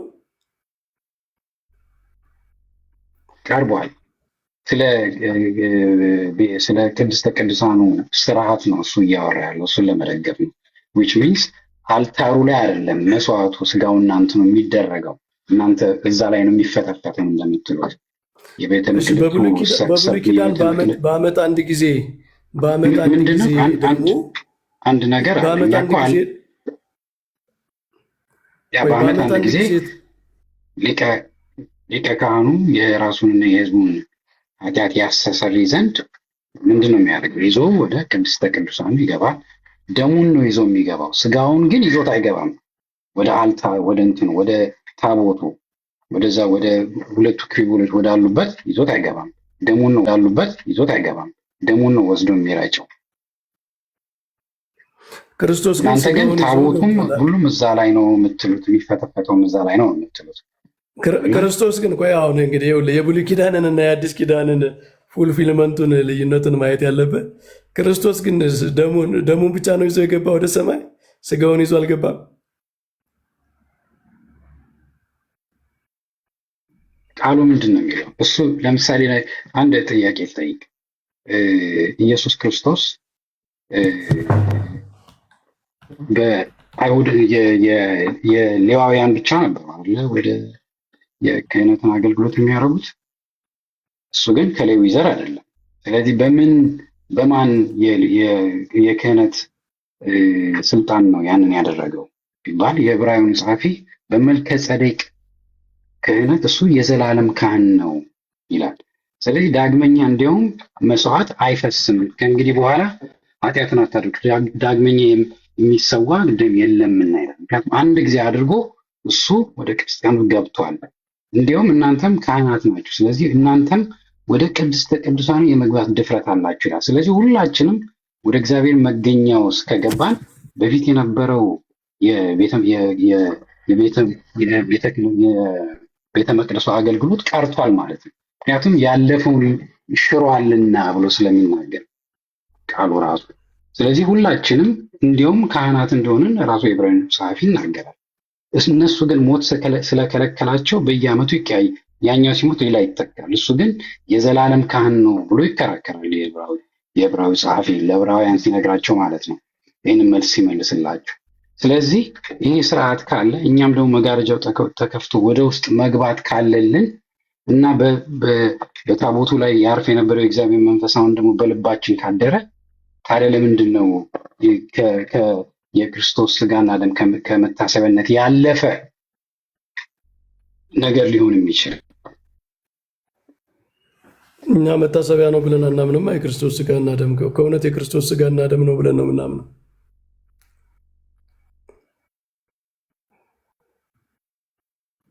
መታሰቢያ ነው ብሎ ለሚያምን እንዳልከው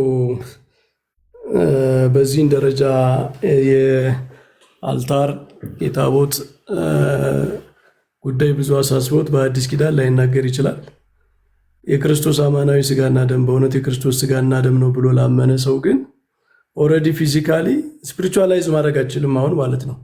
ኤቭሪቲንግ ስፒሪቹዋላይዝ ማድረግ አችልም። ምክንያቱም ፊዚካል የሆነ የክርስቶስ ስጋና ደም በመካከል ካለ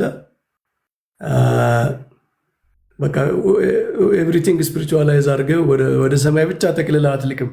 በአንተ መካከል የተገኘ ሪያሊቲ አለ። የክርስቶስ ስጋና ደም አለ።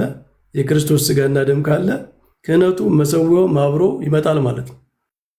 ምክንያቱም የክርስቶስ ስጋና ደም የቀረበ ነው፣ የተሰዋ ነው። ስለዚህ የክርስቶስ ክህነት በካህኑ በኩል ሲምቦላይዝ ይደረጋል። መሰዊያው በቤተ ክርስቲያናችን ባለው መሰዊያ በኩል ሪፕሬዘንት ይደረጋል። የክርስቶስ ስጋና ደም ደግሞ በእውነት በመካከላችን ይገኛል ማለት ነው። ስለዚህ የክርስቶስ ስጋና ደም በእውነት አማናዊ ነው ብሎ ለሚቀበል ሰው ስፒሪቹዋላይዝ አድርገህ በልብ ብቻ ያለ በሰማይ ብቻ ያለ ምናምን ብለህ ማድረግ አችልም። ምክንያቱም ስፒሪቹዋላይዝ አድርገህ ማስወገድ የማችለው ነገር በመካከል አለ። ሪያሊቲ አለ የሚታይ የክርስቶስ ስጋና ደም በመካከል ስላለ ማለት ነው።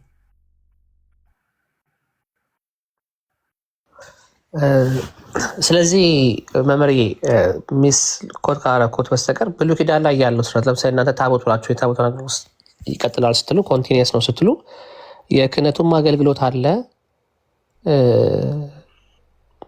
የሚቀርበውን መስዋዕት ደግሞ አለ ስጋው ደሙ ነው ተብሎ ያንን እንዳለ ነው ኮፒ ተደርጎ የሚመጣው ኖ። አሁን ፉልፊልድ የሆነ ነገር አለ። አሁን የብሉይ ኪዳን ክህነት በክርስቶስ ክህነት ነው፣ በሌዋውያን ክህነት አይደለም። የክርስቶስ መስዋዕት የቀረበው እንደ መልከጼዴቅ ስርዓት በተሾመ በክርስቶስ ክህነት ነው የቀረበው ማለት ነው። ስለዚህ አሁን እኛ ካህናት ያንን የክርስቶስን ክህነት በቤተ ክርስቲያን ውስጥ ሪፕሬዘንት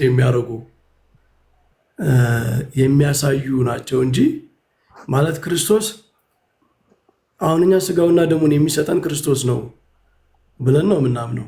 ግን ክርስቶስ መጥቶ እንደዚህ እጁ እያየ ነው ምናምን በስጋ ስርዓት በመካከላችን ተገኝቶ አይሰጠንም። ስለዚህ ያንን ሪፕሬዘንት የሚያደርጉ ክርስቶስን ሪፕሬዘንት የሚያደርጉ የእሱን ክህነት ቤተክርስቲያን፣ ምክንያቱም ቤተክርስቲያን የክርስቶስን ኦፊስ ኤክሰርሳይዝ ማድረግ ትችላለች፣ አካሉ ስለሆነች ማለት ነው። አካሉ ስለሆነች በአደራ የራሷን ክርስቶስ ራስ ነው፣ ቤተክርስቲያን አካል ነች። ያንን የክርስቶስን ስራ ታስቀጥላለች። ስለዚህ ክርስቶስ አሁን ያንን በዕለተ ዓርብ ያፈሰሰውን ደሙን የቆረሰውን ስጋውን እንኮ ብሉ ጠጡ ብሎ የሰጠንን በዕለተ ዓርብ ሳክራሜንታሊ የሰጠንን ነገር አድርጉት ብሏል። ዱኢት ብሏል። አድርጉት ብሏል። እና ሲደረግ አሁን እዚህ ቀጥሎ እኮ መጠየቅ አለብን። ይህንን አድርጉት ካለ የሚያደርገው ማን ነው? ይሄ ስጋዬ ነው ብሎ የሰጠው ክርስቶስ እንዳለ ሁሉ ይሄ ስጋው ነው ብሎ የሚሰጥ አካል ያስፈልጋል ማለት ነው። መመሪ እሱ ችግር የለብን። አሁን እሱ ጋር ስንመጣ ፕራክቲካሉ እናወጣለን። ግን አሁን አልታር የሚለውን ነገር ኦልድ ቴስተመንት ላይ እና አዲስ ኪዳን ላይ ያለውን ፉልፊልመንት ኦልድ ቴስተመንት ላይ ሻዶ ነው ስንል ኒው ቴስትመንት ላይ ደግሞ አካል ለብሷል ስንል ምን እያለ ነው? ለምሳሌ ሌቪቲከስ ምዕራፍ 1 ላይ ብዙ ሳክሪፋይስ ይደረግ ነበር። ያ ደግሞ በየጊዜው ሪፒት የሚደረግ ነበረ። ዕብራውያን ምዕራፍ 10 ላይ ግን ሲነግረን አንድ ጊዜ ዋንስ ፎር ኦል ብሎ የክርስቶስ ኢየሱስ ሳክሪፊኬሽን ያስቀምጣል። አይደለም የእንስሳት ደም ይፈስ ነበር አለ፣ የበጎች የጥበቶች ምናምን። ክርስቶስ ኢየሱስ ግን የራሱን ደም እንዳፈሰ ዕብራውያን 9 ላይ ይናገራል። ይሄ እርዝሊ የሆነ አልተር እንዳለ በስቶን በብሮንዝ እንደነበረ ኤክሳደስ ይነግረናል። ክርስቶስ ኢየሱስ ግን ራሱ ክራይስት ሂምሰልፍ ኢዝ ዘ አልተር ብሎ ዕብራውያን 13:10 ላይ ይናገራል። ማለት አልተሩ ራሱ እንደሆነ ናት ላይክ ኦብጀክት እንዳልሆነ ይናገራል። የሌቪቲከስ ፕሪስትን ሲያስቀምጥ ብዙ ናቸው፣ ሞርታል ናቸው፣ የሚሞቱ እንደሆነ ምን ይባለው የሚሞቱ እንደሆነ ይናገራል። ሞርታል ናቸው። ዕብራውያን ምዕራፍ 7 ነገር ስለ ኢየሱስ ሲናገር ግን እሱ ግን የሃይ ፕሪስት ነው ብሎ የሊቀ ካህን ነው፣ አንድ ይልም ነው ዋን ኢተርናል ሃይ ፕሪስት እንዳለን እሱም ኢየሱስ እንደሆነ ይናገራል።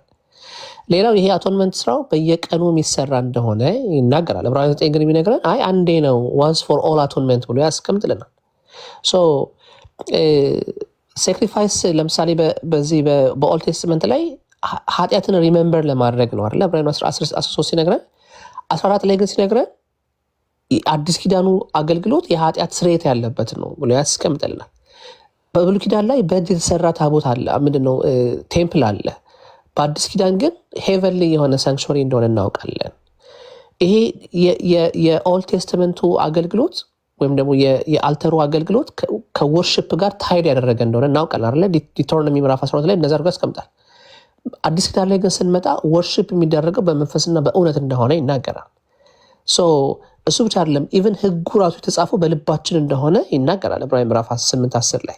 ያኛው ግን በድንጋይ የተጻፈ ኢተርናል የሆነ ማለት ሶሪ ኤክስተርናል የሆነ እንደሆነ ኤክሶደስ 31 ላይ ይናገራል። ስለዚህ ስፔሻሊ ደግሞ ሳክሪፋይስ ላይ ስንመጣ ኦብጀክት የሆነ ሪፕሬዘንት የሚያደርግ ካህን አስፈልጎት ካህኑን ሊያቀርበው የሚገባ እያለን ኦልድ ቴስትመንትን እንዳለ ኮፒ የምናደርግ ከሆነ እንዴት ነው ፉልፊል ሆነ ብለን የምንለው? ራሱ ሊቀ ካህን ሆኖ ደሙን ይዞ ከገባ የኃጢአት ስርየትን ካገኘንበት ለአንዴና ለመጨረሻ ጊዜ ለዘላለም ይሄ ሳክሪፋይስ ከቀረበ ዛሬ ላይ ያንን ነገር እየመጣን ሳክሪፋይስ እያደረግን ነው ብለን የኦልድ ቴስትመንትን ሪፕሬዘንት ማድረጉ እሱኛውን ነገር ነው የመጀመሪያው ጥያቄ የነበረው። አይ ቲንክ እሱን በደንብ የተመለሰ አይመስለኝም። ግን ሌትስ ጎ ቱ ቴክኒካል ነገሮች እስቲ እንምጣ። ቅድም ምናልባት እሱ ላይ ሜድ ቆይ አሁን ያነሳው ግን ሳሚ አሁን ያነሳው እኮ ይኸውልህ አንተ አሁን እየተናገርክ ያለው ነገር በመስቀል ላይ የተፈጸመውን ነገር ነው። በመስቀል ላይ የተፈጸመው ነገር ይደጋገማል ብሎ የሚያስተምር ሰው የለም። ክርስቶስ አንድ ጊዜ ከተሰቀለ በኋላ እንደገና ይሰቀላል፣ አንድ ጊዜ ከተሰዋ በኋላ እንደገና ይሰዋል የሚል የለም። ግን የሐሙሱን ለምን ተረሱታላችሁ?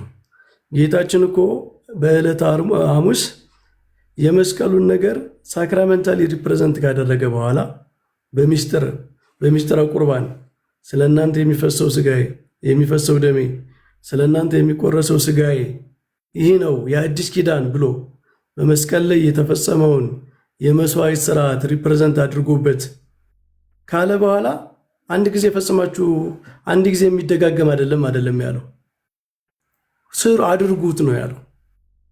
እና ቤተክርስቲያን እንድትደጋግመው የተሰጣት ስርዓት ነው። የመስቀሉ አይደጋገምም። መስቀሉን ሳክራመንታሊ ሪፕሬዘንት የሚያደርገው የቁርባን ስርዓት ግን ይደጋገማል። ለምን? ዓላማው ራሱ አንድ ጊዜ በመስቀል ላይ የተፈጸመው ነገር ሁልጊዜ ቤተክርስቲያን እንድትካፈልበት የተሰጠ ስለሆነ በዓላማ ማለት ነው። ስለዚህ አሁን እኛ ከአንዱ መስዋዕት እንካፈላለን። አናምኔሲስ እኮ ነው የሚባለው አይደል? አናምኔሲስ ማለት ይሄን ለመታሰቢያ አድርጉት አለ ጌታ። መታሰቢያ አድርጉት ማለት ሁልጊዜ ሞቱን ትናገርበታለህ ማለት ነው። ስጋውና ደግሞ መታሰቢያ ነው፣ ሪል አይደለም ማለት ሳይሆን ቅዱስ ጳውሎስ ተርጉሞታል። መታሰቢያ የሚለውን ሞቴን ትናገሩ መታሰቢያ አድርጉት አለና ይህንን ባደረጋችሁ ጊዜ ሁሉ ሞቴን ትናገራላችሁ። ሞቱ ነው የሚታሰብበት። ማቸም የክርስቶስን ስጋና ደም እየተቀበለ ሞቱን የማያስብ ሰው የለም፣ ሞቱ የተገኘ ስለሆነ ማለት ነው።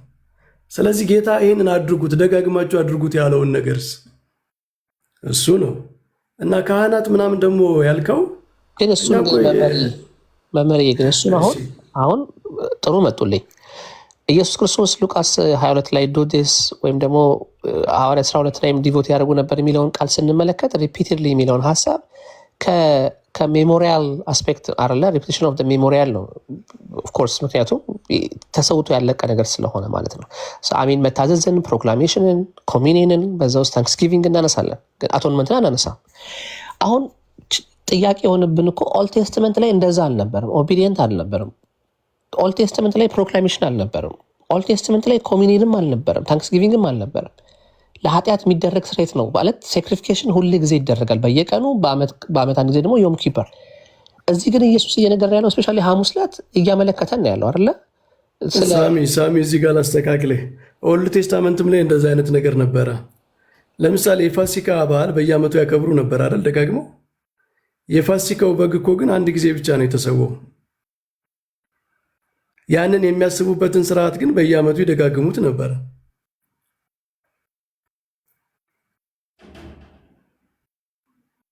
ስለዚህ አንድ ሪል የሆነው ነገር እስራኤል ከግብፅ የወጡበት ሚዩት ያደረጉት እርሶ እንትን እንዳላረጉት ነው።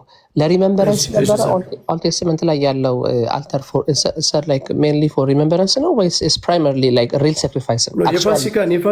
የፋሲካን በዓል የሚያከብሩ የፋሲካን ስርዓት የሚያከብሩ ለሪመምበረንስ ነበር። እንደውም ስርዓት ተሰጥቷቸዋል። ልጆቻችሁ ሲጠይቋችሁ ምን የተደረገበት ነው ብላችሁ ሲጠይቋችሁ እንዲበሏቸው እግዚአብሔር እስራኤልን ከግብፅ ያወጣበት ብለው የፋሲካውን በግ ከአልተር ጋር ይገናኛል። መምርዬ ከአልተር ጋር እሱ እኮ የመውጣት ነው አይደለ? ከአልተሩ ጋር ግን ይገናኛል። ለምሳሌ ሙሴ ከሰጠ እግዚአብሔር በሙሴ የሰጣቸው የመልቀቅ ምክንያቱም ለምን መሰለህ የሚገናኘው ጌታችን ራሱን ከዛ ጋር አገናኝቷል።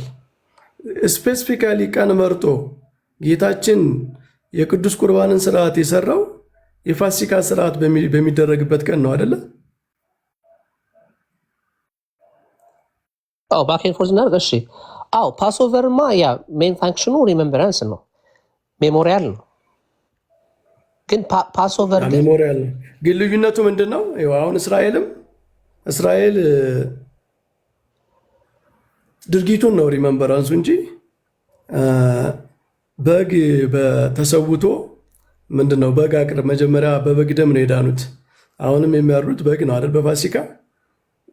ስለዚህ አሁን እኛ የክርስቶስን ስጋና ደም በመስቀል ላይ ላደረገው ነገር መታሰቢያ ሪመምበራንስ ነው ስንል የክርስቶስ ስጋና ደም አይደለም ማለታችን አይደለም። የሚታሰበው ድርጊቱ ግን ሞቱ አንድ ጊዜ የተደረገ ነገር ነው።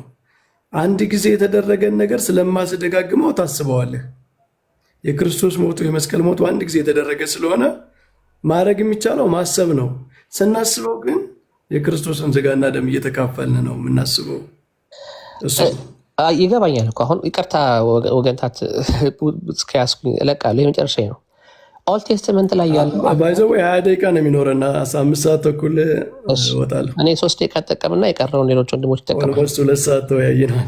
ያ ሳክሪፋይስ ለምሳሌ ኦልድ ቴስትመንት ላይ ያለው አልተር ላይ ሳክሪፋይስ እና አቶንመንት ነው። ሊትራሊ ማለት ደም ይፈሳል፣ ከኃጢአት ዲል ይደረግበታል፣ ኮቨነንት እዛው ላይ ሜንቴን ይደረግበታል። ይህንን ሌቪቲከስ ምዕራፍ 17 ብትመለከቱ ኢት ኢዝ ዘ ብለድ ዳት ሜክስ አቶንመንት ፎር ዘ ሶል ብሎ ይናገራል። አልተሩ ፋንክሽኑ ምነው ሲባል ፋንክሽናል ነው እንጂ ሲምቦሊካል እንዳልሆነ እናውቃለን። ምንድነው ለምሳሌ የግሬን ኦፈሪንግ አለ፣ ቅድም የተባለው ፓስኦቨር አለ። እነዚህ ነገሮች ሪሜምብራንሶች ናቸው። ኦፍኮርስ ግን ኦልድ ቴስተመንት ወዝናት ሪያንስመንት አይደለም፣ ወይም ደግሞ ሲምቦሊክ ድራማ አይደለም። እስናት ፕሮክላሜሽን ኦፍ የሰራውን የሳክሪፊኬሽን ስራ የመጨረሻውን ፊኒሽንግ የሆነውን ስራ ፕሮክሌም የተደረገ አይደለም። ስለዚህ ምን እያደረገ ሲባል ኤቭሪ ሳክሪፋይስ መደገም አለበት። ኤቭሪ ሳክሪፋይስ በየቀኑ በአመት አንድ ጊዜ ሪፒት መደረግ አለበት። ፋይናልም አልነበረውም፣ የለውም፣ ፋይናል አልነበረውም። ለዛ ነው ዕብራውያን 13 ቁጥር 1-3 ስትመለከት there is a reminder of sins every year እያለ ሪማይንደር ያደርጋቸዋል። የሚያልቅ አልነበር። ስለዚህ አሁን አልተር አዲስ ኪዳን ላይ ከመጣን ከስፒሪቹዋል ከሆነው ነገር ነው የምንጀምረው ወይስ እዛ ኦልድ ቴስትመንት ከነበረው ቴክኒካል ነገሮች አሚን ከሻዶ ነው የምንጀምረው ወይስ ከአዲሱ ኪዳን ነው የምንጀምረው? ያ ማንኛውም ክርስቲያን ዶክትሪን ከብሉይ ኪዳን ነው የሚጀምረው፣ ከሻዶ ነው የሚጀምረው። ግን ፉልፊልመንቱን ማሳየት አለበት። ምክንያቱም ከሻዶ ካልተነሳህ ፍጻሜው እንዴት ይገባል? ማለት ክርስቶስን እንኳ ራሱ በኤማውስ ለነበሩ ሰዎች እኮ የብሉይ ኪዳንን መጽሐፍት የኦሪትና የነቢያትን መጽሐፍ ገልጦ ሲያስተምራቸው አወቁት ነው የሚለው። እና ማንኛውም የክርስቲያን ዶክትሪን ከብሉይ ኪዳን ጋር መያያዝ አለበት። ከዛ ጋር የዚያ ፉልፊልመንት መሆኑ መገለጥ አለበት። ኦፍኮርስ ፉልፊልድ መሆን አለበት። አሁን ቅድም ያልከው ሳሚ ምን ብለሃል? በብሉይ ኪዳን መስዋዕቶች ይደጋገሙ ነበር፣ የክርስቶስ ግን ጋር አንድ ነው። ልክ ነው። እንደዛማ ዕብራውያን እኮ በግልጽ ነው የሚናገረው። ታዲያ የክርስቶስ መስዋዕት የሚበልጠው በምንድን ነው? ከብሉይ ኪዳኑ አንድ ጊዜ በመደረግ ነው። መስዋዕቱ የመስቀሉ መስዋዕት አንድ ጊዜ ተደረገ ማለት ግን የዕለተ ሐሙሱ የመስቀሉን መስዋዕት ሪፕሬዘንት የሚያደርገው የቁርባን ስርዓት አንድ ጊዜ ብቻ ነው ተደርጎ የሚቀር ማለት አይደለም። ምክንያቱም ጌታችን ራሱ በግልጽ ይህን ደጋግማችሁ አድርጉት ስላለ ማለት ነው። ያ ግን ጥላውና እኮ አሁን አካሉን እኮ እንዳይደበላለቅ እኮ ነው። ምክንያቱም ለምን መሰሉት እዛ ኦልድ ቴስትመንት ላይ የነበረው የመገናኛ ድንኳን ስርዓት ላይ ያለው ሸካይና ክብር አሁንም አለ። እዛ ላይ የነበረው ነገር በሙሉ አሁንም እዚህ ላይ አለ ካልን ታሪቱ ጋር ነው አካል የለበሰው። ታሪቱ ጋር ነው አዲሱ ኮቨነንት የጀመረው። አሰ ኮቨነንት ማለት ነው። አዲሱ ኮቨነንትማ ግልጽ ነው ሳሚ። ለምሳሌ በብሉይ ኪዳኑ መሰዊያ ታቦት ላይ የእንስሳት ደም ነበር የሚቀርበው። አሁን የእንስሳት ደም የሚያቀርብ በአዲስ ኪዳን የእንስሳት ደም የሚያቀርብ ይሄ መስዋዕት ነው ብሎ የሚቀበል ሰው የለም። የብሉይ ኪዳኑ መስዋዕት በሌዋውያን ክህነት ነበር። አሁን እኛ የሌዋውያን ክህነት የለንም ማለት እንደ ሌዋውያን በዘር የሚተላለፍ ክህነት በአዲስ ኪዳን የለም። ኢቭን ታቦቱ እኮ ራሱ አሁን ክብሩማ አለ እንዴ? ክብሩማ አለ። የእግዚአብሔር ክብሩ እኮ ክርስቶስ ነው አይደል? ክርስቶስ ነው። ክርስቶስ ባለበት ኢቭን እንደ ብሉይ ኪዳን በሚያስደነግጥ መንገድ በብሉይ ኪዳን እንግዲህ አይታችሁ ከሆነ በሙሴ አማካኝነት ሕግ ሲሰጥ በሲና ተራራ ላይ በጣም የሚያስፈራ ነገር ነው የነበረው። ጢሱ፣ ደመናው፣ ምናምኑ፣ ነፋሱ፣ መብረቁ ምናምን በጣም አስፈሪ ነበረ። ግን ጌታችን በተራራ ላይ ወጥቶ ሲያስተምር በሕግ ሲሰጥ የተራራውን ስብከት ሲሰብክ ከሙሴ ያነሰው ነው አይደለም። የአዲስ ኪዳን የፍቅር የምሕረት የትህትና አገልግሎት ስለሆነ እንደዛ አልነበረም። ግን ክርስቶስ መስቀሉ እንኳ በጣም የመጨረሻው ራቁቱን የተሰቀለበት የተዋረደበት መስቀል እንኳ የእግዚአብሔር ክብር መገለጫ ነው እና አሁን የክርስቶስ ስጋና ደም ባለበት ቦታ ሁሉ የእግዚአብሔር ክብሩ አለ። እንደ ብሉይ ኪዳን በሚያስፈራ በሚያስደነግጥ መንገድ ሳይሆን የእግዚአብሔር ክብሩ ኃያል ስራው ነው። ያ ግን ቴክኒካል ነገሩ መምህር፣ ቴክኒካል ነገሩ አሁን ለምሳሌ ታቦት ሲወጣ ታቦት መንገድ አልሄድም ማለት ታቦት እንደሚቀጽፍ ልክ ለምሳሌ ኦልድ ቴስትመንት ላይ እንዳለው ሁለተኛ ሳሙኤል ምዕራፍ 6 ላይ እንዳለው እንደ ኡዛ፣ አንደኛ ሳሙኤል ምዕራፍ 6 ላይ እንዳለው እንደ ቤት ሸማሽ እንደዛኛው ሰው የእግዚአብሔር ጋድ ስሮን ነው። የእግዚአብሔር አክት ጀጅመንቱ አክት ያደርጋል። አርክ ላይ ስትሪክት የሆነ ሆሊነስ አለው የሚል አይነት ነገሮች አሉ ፕራክቲካል የሆነ ነገር ላይ። ግን አዲስ ኪዳን ላይ ስንመጣ ይሄ አርክ አልተር ነው ካልን አልተር በየትኛው ፓሴጅ ላይ ነው? መጽሐፍ እንትን ላይ ነው አልተሩ ሰው የሚገለው አልተሩ ልክ እንደዛ ጀጅመንት የሚያደርገው እግዚአብሔር በዛ በአልተር ላይ ጀጅመንት የሚያደርገው ስትሪክት የሆነ ሆሊነስ ሎ ያለው በአልተሩ ላይ የትኛው ነው? የትኛው መጽሐፍ ቅዱስ ክፍል ይዘን ነው አርኩ አልተር ነው ብለን ልንል የምንችለው? እንደዛ ካለንማ አልተሩ ላይ ያለው ክብር ያ ጀጅመንት ያ ነገር ሁሉ መጥቶ አልተር ላይ መገለጥ አለበት። ስለዚህ ዛሬም ላይ ኢቨን ሰው አካል ቢለብስም ያ ስርዓትና ያ ግን ቴክኒካል የሆነ ነገር ግን ስቲል መቀጠል አለበት። ኮንቲኒየንስ ስለሚል ቅድም ባነበብነው በእናንተ መጽሐፍ ላይ ማለት ነውና የቱ ጋር ነው ያ ነገር የሚቀጥለው? መጽሐፉ ግልጽ አድርጎ ሲምቦል ኦፍ ጋድ ስሮን እንጂ ፕሌስ ኦፍ ሳክሪፋይስ ያኛው አልተር እንጂ የእግዚአብሔር ፕሬዘንስ ማኒፌስት የሚደረግበት የእግዚአብሔር ጀጅመንት ማኒፌስት የሚደረግበት እንደዛ አይነት ነገሮች ይኖራሉ ወይ? ማን ነው እነ ናዳብ እነ አቢሁን እያነሳን ልክ እንደነዚህ አይነት የጀጅመንት አሁን ላይ ይኖራል ወይ በአልተር ላይ? አይ ቲንክ እሱ ይመስለኛል መጀመሪያም የኤቢ ጥያቄ የነበረው እሱ ነበር፣ ፕራክቲካል የሆነው ነገር ላይ ባት መምህር ሳይጠይቁት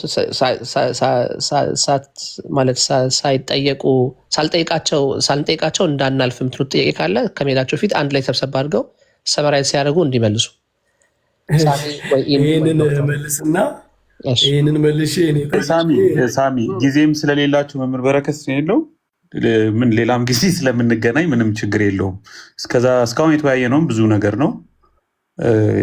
ዝም ብሎ ሰመራይዝ ቢደረግ እና ኔክስት ታይም ግን እኔም አሁን ዛሬም አስቀድማችሁ አልነገራችሁኝም። ድንገት ክላስ እያለው ነው ሼር ያደረጋችሁልኝ። ያንን ስለ ታቦት ዶክመንቱ የሚያብራራው ላይ ኮንፊውዥን የፈጠረብኝን ፒንፖይንት አድርጊያቸዋለሁ። ከአዲስ ኪዳኑ መሰዊያ ጋር የሚመሳሰል አንድ ፖይንት ብቻ፣ ከብሉይ ኪዳኑ የታቦት ስርዓት ጋር የሚመሳሰል ደግሞ ወደ 15 ፖይንት ነው ያወጣሁት። የእናንተ አስተምሮም ሆነ ፕራክቲስ የሚቀርበው ለብሉይ ኪዳኑ እንደሆነ ማለት ነው። እሱን ሌላ ጊዜ ቃል በቃል እያነበብን ኤክስፕሌን እናደርጋለን። ይሄን ስል ግን ቃለ ሕይወት እንደተናገረው ከታች መምህር ቃለ ሕይወት ስለ ታቦት የሚያስተምረው ብቸኛው ዶክመንት የእናንተ ይሄ ነው እያልኩ አይደለም። ይሄ ዶክመንትም የማይታረም የማይከለስ ነው ብላችሁ እንደምታምኑም አላስብም። ኮንፊውዥኖች ካሉ የተሳሳቱ አገላለጾች ካሉ ሊታረሙ ይችላሉ። ኤኒዌይስ ኔክስት ታይም እያነበብን እንማማርበታለን። ለዛሬው በቂ ነው ብዬ ነው የማስበው። ቴንኪዩ መምህር በረከት። ለዓለም እሺ ቃለ ሕይወት ስላሉ ከእሳቸው ጋር እንቀጥላለን። ግን መምህር በረከት ምናልባት ሰመራይዝ ያድርጉና አንዳንድ መቼ ይመችሻል ኤቢ እሳቸው ሳይወጡ የሚመች ቀን? ሳሚ እኔ እንኳ በዚህ ጉዳይ ከዚህ በኋላ መወያየት አልፈልግም። በጣም ብዙ ተመላለስ። ለምን መሰለህ ማያልቅ ነገር ነው የሚሆነው። አየህ አሁን አንድ ሰው የሆነ የብሉይ ኪዳን የሚመስለውን ነገር ቢያነሳ እኔ ደግሞ መጽሐፈ ቅዳሴውን አምጥቼ 10 ቀን መጽሐፈ ቅዳሴ ላይ የተነገረው ሙሉ በአጠቃላይ ስለ አዲስ ኪዳን እንደሆነ ላሳይ ነው ማለት ነው። ገጽ እየገለጥኩኝ እና ይህን ያህል ከተነጋገርን ይበቃል። ሰዎች ራሳቸው ዲስከቨር ያድርጉ። እኔ ዛሬ ያው ይሄ ዶኩሜንት ስለተነሳ ምናምን እሱን ለማድረግ ነው የገባሁት እንጂ ሁልጊዜ 5-6 ጊዜ 10 ጊዜ ብዙ ትምህርትም ስላለ በዚህ ጉዳይ መቀጠል ላይ ብዙ ማሰልች ነው የሚሆነው እና እንትን አለልም ማለት በዚህ ጉዳይ ሁለተኛ እንደዚህ ረዥም ጊዜ ለመወያየት ምናምን ፕሮሚስ ማድረግ አልችልም። አሁን ስል ነው ቀጠሮ መያዝ በቃ እስካሁን ከተነጋገርናቸው ነገሮች ሰው የሚጠቅመውን ነገር የያዝና ከዚያ የአንብብ ዲስከቨሪ ያድርግ። ያው ደግሞ ግዴታ ሁሉም ነገር ሚዲያ ላይ በተነገረው በቀረበው ሳይሆን አይ ቲንክ ሰዎች እንትን ማለትም አለባቸው፣ ማንበብ፣ መጽሐፍትን ማየት፣ መመርመር ምናምንም አለባቸው እና የማያልቅ ነገር ነው የሚሆነው ማለት ምንም አያልቅም ማለት አንድ ሰው የብሉይ ኪዳን የሚመስለኝ ነገር እያለ ዝም ብሎ ቢያቀርብ ይሄኛው ደግሞ የአዲስ ኪዳን መሆኑን ለማሳየት እያለ ሲያቀርብ በቃ ዝም ብሎ ሲከራከር ነው የሚቀጥለው ማለት ነው እና አይ ቲንክ በዚህ ማቆም ይኖርብናል። እንግዲህ እስካሁን የተነጋገርነው ነገር የሆነ ነገር ሰጥቷቸዋል ብዬ አስባለሁ። የሆነ መነሻ ነገር በተለይ ሪኮመንድ ማድረገው ቅዳሴውን አንብቡት። ስርዓተ ቅዳሴው እንግዲህ የቤተ ክርስቲያን የመስዋዕት የቅዱስ ቁርአን አገልግሎት መፈጸሚያው ራሱ መጽሐፉ አለ እና እሱ መጽሐፍ ምንድን ነው የሚለው? አሁን የሆኑ ሰዎች ምናምን ተነስተው የሚጽፉት ምናምን ሰዎች የሚናገሩት አንዳንድ የራሳቸው አመለካከትም ሊሆን ይችላል። ይሄኛውን መጽሐፍ ማለት ሳይሆን ግን በእያንዳንዱ ጉዳይ ላይ ሰው የራሱን ነገር እየጨመረ ሊያወራ ይችላል። ግን ቤተክርስቲያኗ በፍትሐ ነገሥት ምንድን ነው ያለችው? ፍትሐ ነገሥት ስለ ታቦት ማን ነው የሚቀርጸው? እንዴት ነው የሚቀረጸው? ለምን አገልግሎት ነው የሚውለው? እንዴት ነው የሚከብረው? ቅዳሴው ምንድን ነው የሚለው? መጽሐፉ መፈጸሚያው፣ የስርዓት መፈጸሚያው ራሱ እኒህን ነገሮች ሁሉ ማየት ያስፈልጋል። እና ሳሚ የማያልቅ ውይይት ስለሚሆን ችግር የለውም፣ ይኖርብናል። ሪስፔክት እናደርጋለን እሱን ነገር ችግር የለውም። ግን ቢሆንና ስፔሻሊ ደግሞ ቴክኒካል ነገሮቻቸውን 2 ቀን ሰጠው ሳሚ ይህንን ጉዳይ በዚህ መጽሐፍ 2 ቀን ሰጠው፣ በቀደምና ዛሬ ማለት ነው። አይ ፕራክቲካል የሆኑ ነገሮች እናደርግ ጥሩ ነበር። ካለብኝ ኮሚትመንት አንጻር በእውነቱ አልፌ ነው የሰጠሁት ይህንንም ጊዜ ማለት ነው። ችግር የለውም፣ ሪስፔክት እናደርጋለን እሱን ችግር የለውም። እና እንደዛ ነው። እግዚአብሔር ይስጥልኝ።